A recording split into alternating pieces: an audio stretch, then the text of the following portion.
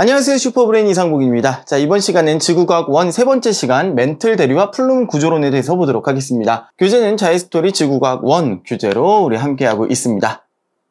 자, 우리가 지난 시간에 멘틀이 대류하면서 그 위에 떠있는 판이 움직인다 라고 했었죠. 그래서 멘틀 대류의 이 상승부에서는 이런 해령과 같은 구조가 만들어지고, 멘틀이 하강하는 곳에서는 해구와 같은 이런 지질 구조가 만들어진다 라고 했었습니다. 멘틀 대류가 상승하는 이런 해령 쪽에서는요, 이 판을 밀어내는 힘이 작용을 하게 되는 거고요. 그리고 해구 같은 곳에서는 판을 아래로 잡아당기는 힘이 작용을 하는 겁니다. 멘틀이 이렇게 아래로 내려가면서 위에 있는 판을 잡아당기는 거죠. 이렇게 멘틀 대류에 의해서 그 위에 있는 판들이 움직이게 되고, 특히 이제 판과 판 사이에 있는 그런 판의 경계들에서는 특별한 지각 변동들, 화산과 지진들이 많이 발생한다라고 하는 겁니다. 그러면 그 각각의 판의 경계별로 어떠한 지각 변동들이 일어나고 어떠한 지형들이 있는지 한번 살펴보도록 하겠습니다. 여기 그림을 보시면은요, 발산형 경계 쪽에서는 여기는 멘틀의 대류가 이렇게 상승하는 곳이 되겠습니다. 그래서 해령 이런 것들이 만들어지고요. 해령과 해령 사이에는 변환단층 이런 것들이 만들어지네요. 보존형 경계라고 합니다. 그리고 멘틀의 대류가 하강하는 곳에서는 해구, 그리고 호상열도, 그리고 이쪽에 보시면은 습곡산맥 이런 것도 이제 만들어집니다. 사실은 이제 습곡산맥보다는 또 다른 표현이 있는데, 우리 고등학교 과정에서는 습곡산맥이라고 표현을 합니다. 그리고 대륙판과 대륙판이 만나는 곳에서는 습곡산맥, 히말라야 산맥 같은 거죠. 이런 거는 이제 특별히 충돌형 경계라고 하고요. 지금 하나의 그림에 여러 가지가 막 나와 있어서 좀 복잡한데, 하나씩 좀 살펴보도록 하겠습니다. 먼저 수렴형 경계 보도록 하겠습니다. 수렴형 경계 중에서 해양판과 해양판이 만나는 수렴형 경계 보도록 하겠습니다. 자, 이렇게 해양판과 해양판이 만나는 수렴형 경계에서는요, 보다 밀도가 더 높은 해양판이 밀도가 낮은 해양판 아래로 섭입해서 들어가게 됩니다. 그래서 베니오프대, 섭입대가 이렇게 해서 생기고요. 이 베니오프대를 따라서 지진과 화산이 많이 발생을 합니다. 모든 판의 경계에서는 다 지진은 발생을 해요. 지진이 다 발생을 하는데, 깊이가 얕은 곳에서 생기는 천발 지진이냐, 아니면 깊이가 깊은 곳에서 생기는 신발 지진이냐, 이런 것들을 좀 구분을 하거든요. 지금 일단은 해양판과 해양판이 만나는 이 수렴형 경계에서는 지진이 발생을 하긴 하는데, 얕은 부분에서 발생하는 천발 지진부터 이렇게 깊은 곳에서 발생하는 신발 지진까지 다 발생한다라고 보시면 되겠습니다. 그래서 지진은 다 발생을 해요. 그런데 해양판과 해양판의 수렴형 경계에서는 신발 지진까지 다 발생을 한다, 이렇게 알아두시면 되겠습니다. 그리고 얕은 곳에서 생기는 천발 지진 당연히 발생을 합니다. 그리고 이제 마그마의 생성 원리에 대해서 다음 시간에 조금 더 자세하게 다루겠지만, 이런 부분에서 이제 마그마가 생겨서 올라오게 됩니다. 그럼 화산 활동이 있는 거죠. 화산 활동 있습니다. 이런 부분에서 마그마가 생겨서 올라오게 되면은 여기에 이렇게 화산섬을 만들게 됩니다. 자, 그런데 이렇게 생긴 화산섬들이요, 하늘 위에서 보면 이렇게 원호 있죠. 원호 모양으로 생긴다 그래서 호상열도라고 이야기를 합니다. 호상열도와 같은 이런 것들이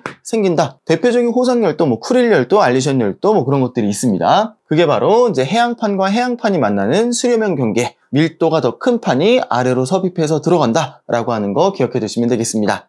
그 다음에 대륙판과 해양판을 보시면요, 일반적으로 대륙판보다 해양판이 밀도가 더 큽니다. 그렇기 때문에 해양판이 대륙판 아래로 이렇게 섭입해서 들어가는 모양입니다. 여기 이제 대륙판이 있고요, 여기가 해양판이 되겠죠. 그럼 얕은 곳에서 천발 지진부터 깊은 곳에서 신발 지진까지 모두 지진이 발생을 합니다. 그리고 화산 활동이 있는데요, 이런 곳에서 이제 화산 활동이 있는 거죠. 이게 이제 화산 활동 쓰고요. 그리고 해양판이 대륙판을 이제 밀고 가기 때문에 이 부분 이제 찌그러진다라고 이제 보면은 이걸 습곡산맥이라고 볼 수도 있는 거죠. 여기에서 대표적인 거 지형을 보면은 습곡산맥 이렇게 보시면 되겠습니다. 이렇게 해서 생기는 산맥이 대표적으로 안데스 산맥이 있죠. 여기 이제 남아메리카 대륙에 이쪽에 있는 산맥, 안데스 산맥이 되겠습니다. 이쪽에 나즈카판하고요, 여기에 남아메리카판하고 이렇게 만나는 거예요. 그래서 나즈카판이 해양판이죠. 아래로 이제 들어갑니다. 여기에 이제 남미 대륙이 솟아오르고 화산도 발생하고, 그렇게 하면서 안데스 산맥이 생겼다라고 하는 겁니다. 안데스산에 많은 암석, 안산암이라고 합니다.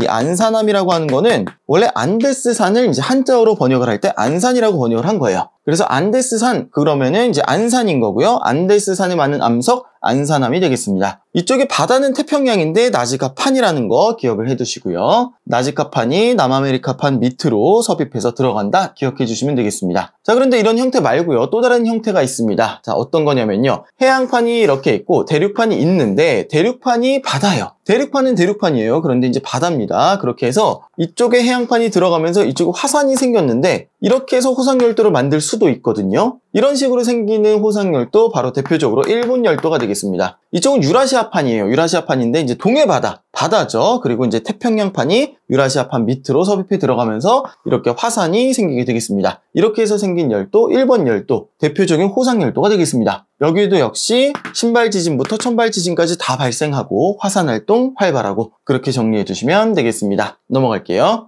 다음은 발산형 경계 보도록 하겠습니다. 해양판과 해양판이 벌어지는 발산형 경계를 보시면요. 이렇게 멘틀이 아래에서 대류를 하게 되면은 아래에서 이제 마그마가 올라오게 됩니다. 마그마가 생겨서 올라오게 돼요. 그럼 이 부분에 바로 이제 화산 활동이 생기게 되는 거고요. 이렇게 해서 생기는 이 화산의 지형이 바로 해령이 되겠습니다. 그래서 해령의 가운데에서는 화산 물질들이 많이 올라오고 있다 이렇게 이제 보시면 되겠고요. 해령의 정가운데 이렇게 V자로 생긴 거를 열곡이라고 이야기를 하는 거죠. 그래서 해양판과 해양판이 생기는 이 발산형 경계, 해령과 열곡이 가장 대표적인 그런 지형이 되겠고요. 그리고 화산 활동 당연히 있습니다. 마그마가 생겨서 올라오게 된다라고 하는 거고요. 지진은 당연히 생기는데 천발 지진만 발생을 합니다. 천발 지진만 발생을 하고 중발 지진, 신발 지진은 발생하지 않습니다. 깊은 곳이 없어요. 깊은 곳은 멘틀이에요. 그러니까 판처럼 딱딱해야 이게 지진이 생기는 건데 이렇게 멘틀 쪽에서는 지진이 생기지 않는다라고 판단을 하시면 돼요. 그렇게 해서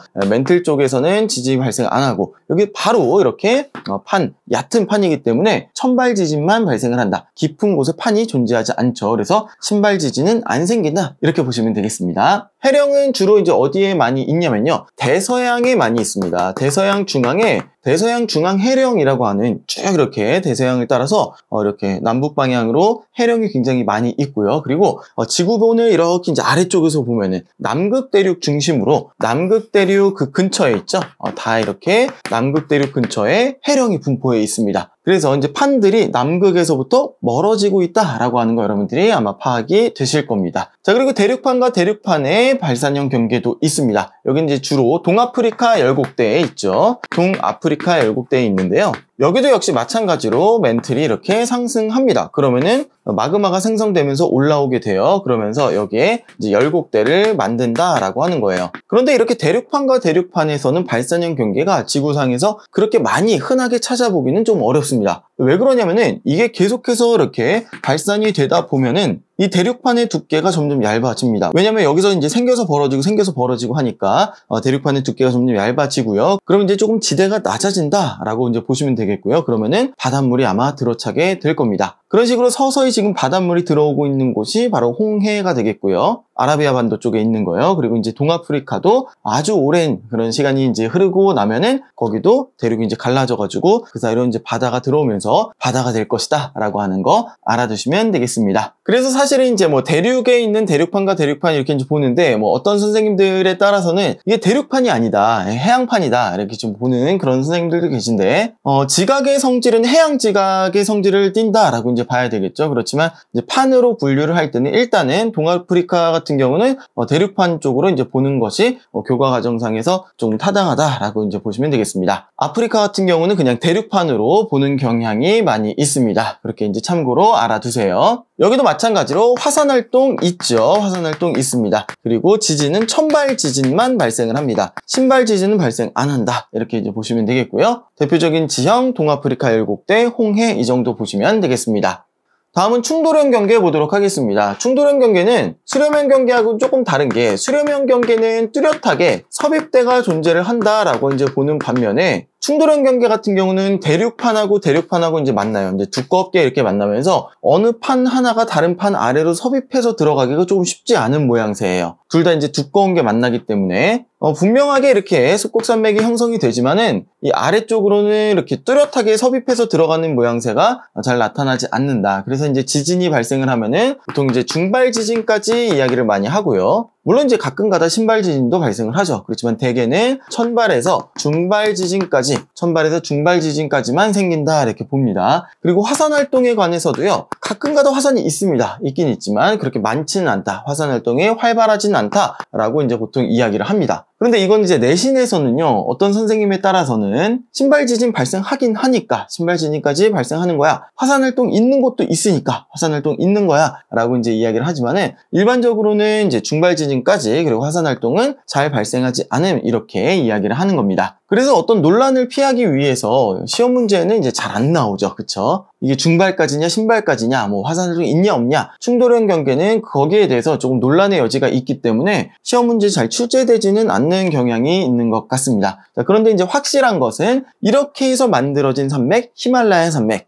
지금도 히말라야 산맥 높아지고 있죠. 이제 충돌형 경계 수렴형 경계인데 대륙판과 대륙판의 수렴형이다. 그래서 이제 특별히 이거를 충돌형이라고 이야기를 한다라고 이제 보시면 되겠습니다. 그리고 보존형 경계는요. 이렇게 이제 해령이 좌우로 벌어지면은 이렇게 엇갈리는 부분이 있습니다. 여기를 A판이라 그러고 여기를 B판이라 그러면 여기는 분명히 판과 판의 경계죠. 그런데 이 판과 판 사이의 경계인 이 부분은 새로운 판이 생겨나는 것도 아니고 없어지는 것도 아닙니다. 그래서 이 부분을 보존형 경계라고 이야기를 합니다. 여기서는 지진이 천발 지진만 일어납니다. 지진이 이제 천발만 일어나고요. 신발은 일어나지 않습니다. 중발하고 신발은 일어나지 않습니다. 그리고 여기에서는 화산 활동이 없습니다. 해령에서는 화산 활동이 있죠. 해령에서는 화산 활동이 있지만 이 부분에서는 화산 활동이 없다. 이렇게 이제 보시면 되겠습니다. 이렇게 생긴 지형의 이름을 특별히 이제 변환 단층이라고 이야기를 하는데요. 대표적인 변환 단층 그러면은 산 안드레아스 단층 이렇게 이제 보시면 되겠고, 그리고 대서양 중앙 해령에 보시면은 이렇게 해령하고 해령 사이에 이런 변환 단층대가 존재를 한다라고 하는 거 봐주시면 되겠습니다. 보존형 경계, 화산 활동 없고 천발 지진만 생긴다. 그래서 이거는 여러분들이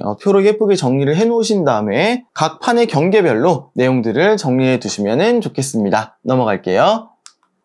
자, 다음으로 우리 플룸 구조론에 대해서 보도록 하겠습니다. 플룸이라고 하는 건 뭐냐면 원래는 화염이라고 하는 뜻이죠. 원래는 화염이라고 하는 뜻을 가진 영어 단어가 이제 플룸인데요. 그래서 뭐 로켓이라든지 이런 데서 뒤에서 나오는 불 이런 것들 그런 화염을 갖다가 우리가 플룸이라고 이야기를 하는 겁니다. 이 지구에서 이제 플룸 구조론이라고 이야기를 하는 건 뭐냐면은 지구가 이렇게 있으면은 거대하게 플룸이라고 하는 것이 멘틀에 이제 존재를 해가지고 거대하게 몇 개의 이런 플룸들이 존재를 해서 멘틀의 상승류, 하강류 이런 것들을 만들어낸다라고 하는 그런 이론이 되겠습니다. 그래서 이제 플룸 구조론 그러면은 일단은 규모가 이거 굉장히 큰 겁니다. 지구 규모 크기예요. 그리고 몇 개의 플룸이 있어서 상승류, 하강류 이런 건데 뜨거운 플룸, 핫플룸 그리고 차가운 플룸 이렇게 있어가지고 핫플룸, 상승류 그리고 차가운 플룸, 하강류 이런 것들을 만들어낸다. 그러면서 이 플룸을 따라서 멘틀 물질이 순환을 한다. 그러면서 판의 이동과 지구 내부의 변동을 일으킨다라고 하는 그런 이론이 되겠습니다. 이 멘틀의 움직임에 대해서도 이제 과학계에서는 이견이 조금 있었던 것 같아요. 그래서 이제 멘틀의 윗부분만, 연약권 부분만 대류를 하느냐, 아니면은 이게 저 외핵까지, 깊은 곳까지 내려갔다가 저 외핵에서부터 올라오느냐, 아니면 그게 뭐 층이 나누어져 있느냐, 이런 것들에 대해서 이제 연구가 활발하게 진행이 되고 있는데,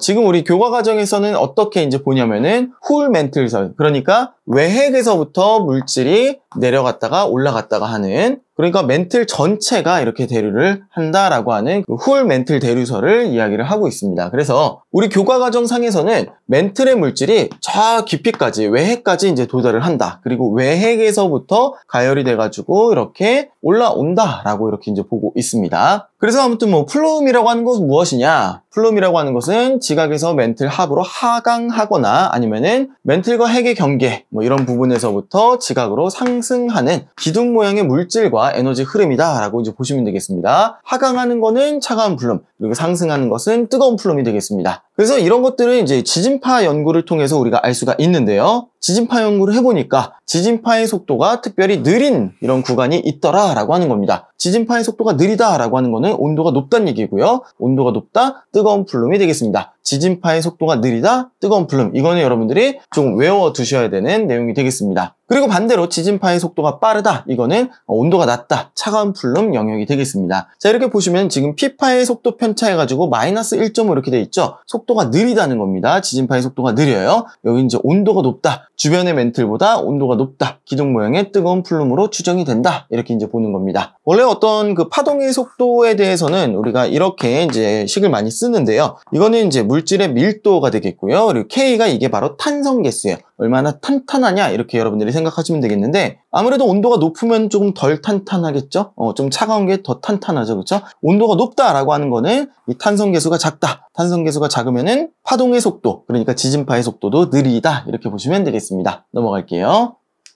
자, 그럼 뜨거운 플룸은 어떻게 해서 생겨나느냐? 저 외핵에서부터 이제 생겨난다라고 하는 거예요. 외핵과 멘틀의 경계, 구텐베르크 면이라고 하죠. 거기에서부터 가열이 돼가지고 뜨거워진 물질이 원통형의 통로를 만들어서 암석권까지, 그러니까 윗부분까지 상승을 한다라고 하는 겁니다. 이게 바로 이제 뜨거운 플룸이 되겠고요. 그리고 이제 차가운 플룸은 뭐냐면은 해양판이 이렇게 섭입해서 들어갑니다. 해양판이 섭입해서 들어가는데, 그럼 뭐 지각에서부터 왔으니까 이제 차갑겠죠. 차갑긴 차가운데 이게 그냥 차갑냐? 그게 아니라 계속해서 여기서 이제 밀고 밀잖아요. 그러면 여기에 밀도도 굉장히 높아진다라고 하는 거예요. 그래서 온도가 낮고 밀도가 굉장히 커져가지고 무겁게 묵직하게 내려간다. 어디까지 내려간다? 외핵까지 내려간다. 그렇다고 외핵 속으로 퐁당 들어가는 거 아니고, 외핵은 굉장히 밀도가 높잖아요. 그러니까 외핵 직전까지 이렇게 바닥까지 내려간다라고 이제 보시면 되겠습니다. 그래서 섭입되는 해양판에 의해서 형성이 되고, 섭입되는 해양판이 이쪽에서 계속해서 쌓이면서 밀도가 커지면서 하강한다. 어디까지 하강한다? 외핵에 다다를 때까지, 그러니까 외핵과 멘틀의 경계까지 거의 내려간다라고 이렇게 보시면 되겠습니다. 이 플룸 구조론이 이제 또 중요한 게 뭐냐면은, 이 플룸이라고 하는 곳, 그러니까 멘틀에 딱 자리 잡은 그런 기둥 모양이죠. 멘틀에 자리 잡은 기둥 모양이기 때문에 이거는 이제 위에 판의 움직임하고는 또 달라요. 판이 위에서 어떻게 움직이든 간에 아래에 이 플룸은 제자리에서 거대하게 이렇게 멘틀 쪽에서 딱 자리를 잡고 있다라고 하는 그런 얘기가 되겠습니다. 그러니까 중요한 게 뭐냐면은, 판이 이동하더라도 어떤 그 플룸 구조의 위치가 변함이 없다라고 하는 겁니다. 그런데 특별히 이 뜨거운 플룸에서 이렇게 마그마가 생성이 되는 그런 곳이 있습니다. 그래서 이제 판을 뚫고 마그마를 생성시키는 그런 뜨거운 플룸이 있는데, 그 부분을 갖다가 우리가 열점이라고 이야기를 합니다. 영어로는 핫스팟이에요. 우리 이제 데이터 공유를 할 때 이제 핫스팟 키잖아요. 그쵸? 그거의 영어 단어입니다. 원래 이제 열점이라고 하는 그런 거예요. 그래서 그 위에 있는 판이 이동한다 그래도 열점이 변하지 않는다라고 하는 거예요. 자, 보시면은 이 밑에 이제 거대하게 뜨거운 플룸이 있을 거고요. 그리고 열점이 이렇게 이제 솟아 있는 겁니다. 이곳에서 마그마가 생성이 돼가지고 분출이 될 때 이 위에 있는 판이 이렇게 움직이더라도 이 마그마가 생성되는 이 자리는 변하지가 않는다라고 하는 그런 신기한 거예요. 이렇게 해서 생긴 섬이 바로 뭐냐면은 하와이 제도다라고 하는 거예요. 하와이 섬이 이쪽에 이렇게 있지만 사실 이것 따라서 쭉 이렇게 화산섬들이 있습니다. 물론 이제 바다 위로 올라온 것도 있고 바다 밑에 잠겨있는 그런 해산들도 있는데, 이렇게 하와이 열도는 호상 열도하고 다르게 이렇게 직선으로 되어 있는데, 이게 만들어지게 된 과정이 어떤 것이냐라고 했을 때 이렇게 열점에서 계속 마그마가 솟아나오고 그 위에 있는 판이 이동을 하면서 이렇게 화산들이 쭉 줄지어서 직선 모양으로 줄지어서 생겼다라고 하는 그런 얘기가 되겠습니다. 지금도 하와이에 가면요, 이렇게 마그마가 분출되어가지고 용암이 흐르는 거를 볼 수가 있어요. 그 하와이의 이제 빅아일랜드 쪽에 가면은 그런 것들을 이제 볼 수가 있는데, 그렇게 지금 막 용암이 솟아나오고 있는데 그 위에 있는 판이 이동을 한다는 거죠. 그러면은 그 판이 이동한 모양대로 줄지어서 땅이 생긴다라고 하는 그런 얘기가 되겠습니다. 그래서 지금 분출되고 있는 거, 지금 현재 화산이죠. 그런데 여기는 과거에 분출되었던 그런 화산섬들이 되는 거예요. 그래서 여기 보시면은 이때는요, 6천만 년 전, 5천만 년 전 이때는 이쪽으로 판이 이동을 했을 것이다 라고 하는 겁니다. 우리가 이제 북북서라고 이야기를 하죠. 그러니까 북쪽은 북쪽인데 살짝 서쪽이다. 그래서 북북서라고 이야기를 하고요. 그리고 지금 현재는 판이 이쪽으로 이동을 하고 있다라고 하는 겁니다. 그러니까 이게 먼저였고요. 이게 지금 현재죠. 현재는 판이 이렇게 이동을 하고 있다. 이건 이제 서북서 방향이다라고 이제 표현을 합니다. 그래서 지금 하와이 제도에는 계속해서 화산섬이 생겨나고 있고 판이 움직이면서 이렇게 계속 줄지어서 화산섬을 만들어낼 것이다 라고 하는 거죠. 그래서 이 열점과 하와이 열도의 생성 과정 같이 여러분들이 알아두시면 좋겠습니다.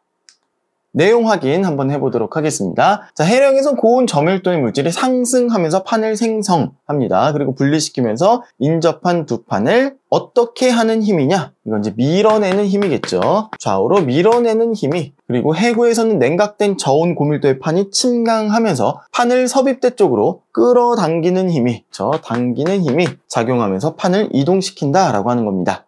자, 다음 자료 보도록 하겠습니다. 여기 북아메리카 대륙하고 태평양판하고 이렇게 있습니다. 태평양판이 이쪽으로 밀고 들어오네요. 그러면서 수렴형 경계가 생겼고요. 그리고 이쪽에 보시면은 발산형 경계들이 있습니다. 그리고 기억은 뭐냐면 발산형 경계하고 발산형 경계 사이에 이런 식으로 되어 있습니다. 이거 보존형 경계가 되겠죠. 그리고 이쪽에서는 해령이 이런 식으로 생기면서 변환단층이 존재를 해요. 그러니까 기억에는 주로 변환단층이 발달을 한다. 그러니까 경계의 구분, 경계의 종류? 그러면 이제 보존형 경계다라고 이야기를 하는 거고, 거기에서 많이 발달하는 지형, 그러면은 변환단층 이렇게 봐주시면 되겠습니다. 그리고 판 A와 B의 경계에서는 멘틀 대류가 어때요? 여기 수렴형 경계잖아요. 그러니까 멘틀 대류가 하강한다라고 이제 봐주셔야 되겠고요. 신발 지진의 진앙 그러면은 이쪽 수렴형 경계 이 A, B를 보면요. A쪽, B쪽 이렇게 해가지고 신발 지진의 진앙은 B쪽에 판 B쪽에 분포한다 라고 봐주시면 되겠습니다. 앞으로 B의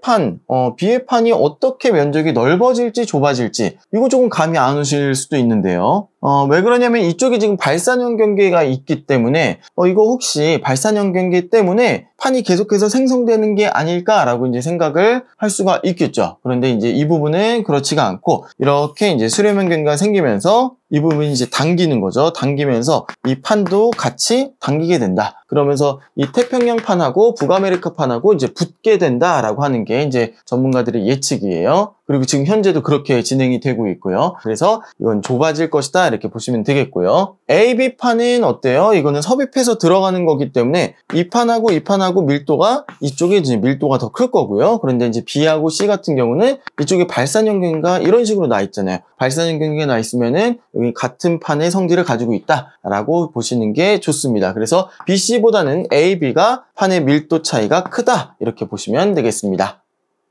다음 자료 보도록 할게요. A 하강하고 있죠? B 상승하고 있습니다. 이쪽이 뜨거운 플룸이고요. 여기가 차가운 플룸이 되겠습니다. A는 뜨거운 플룸 아니죠. 그쵸? 네, 아닙니다. 그 다음에 뜨거운 플룸이 상승이 나타나는 지역은 모두 판의 경계에 해당한다? 모두라는 말이 굉장히 좀 그렇죠. 그쵸?